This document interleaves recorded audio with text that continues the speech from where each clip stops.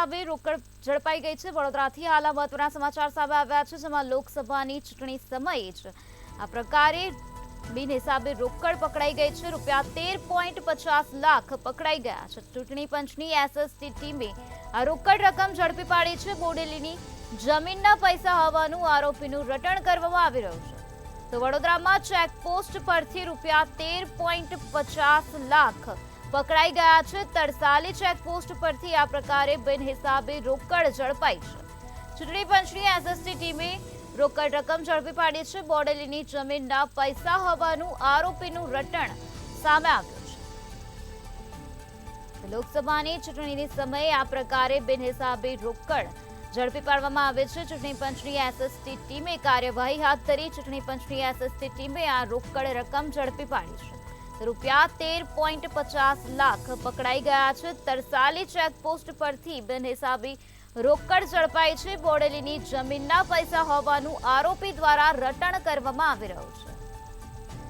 કુલ ₹13.50 લાખ પકડી પાડવામાં આવ્યા છે। તરસાલી ચેકપોસ્ટ પરથી આ પ્રકારે બિનહિસાબી રોકડ રકમ ઝડપાઈ ગઈ છે। ચૂંટણી સમયે જ ચૂંટણી પંચની એસએસટીની ટીમે કાર્યવાહી હાથ ધરી। ચૂંટણી પંચની એસએસટીની ટીમે રોકડ રકમ ઝડપી પાડી છે। બિનહિસાબી રોકડ રકમ ઝડપાઈ ગઈ છે। વડોદરા ચેકપોસ્ટ પરથી આ પ્રકારે બિનહિસાબી રોકડ રકમ પકડાઈ ગઈ છે। વડોદરામાં ચેકપોસ્ટ પરથી ₹13.50 લાખ પકડી પાડવામાં આવ્યા છે। તરસાલી ચેકપોસ્ટ પરથી બિનહિસાબે રોકડ ઝડપાઈ ગઈ છે। ચૂંટણી પંચની એસએસટી ટીમે રોકડ રકમ ઝડપી પાડી છે।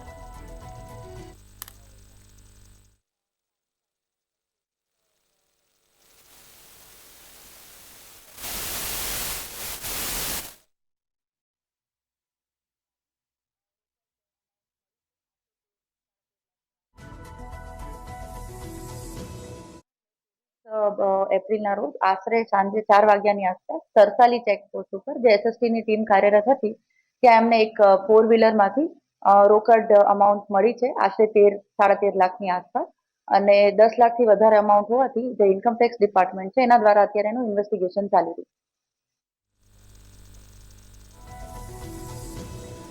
ચૂંટણી સમયે આ પ્રકારે બિનહિસાબે રોકડ રકમ પકડાઈ ગઈ છે। વડોદરામાં ચેકપોસ્ટ પરથી ₹13.50 લાખ પકડાઈ ગયા છે। ચૂંટણી પંચની એસએસટી ટીમે આ રોકડ રકમ ઝડપી પાડી છે। ત્યારે બોડેલીની જમીનના પૈસા હોવાનું આરોપી દ્વારા રટણ કરવામાં આવી રહ્યું છે।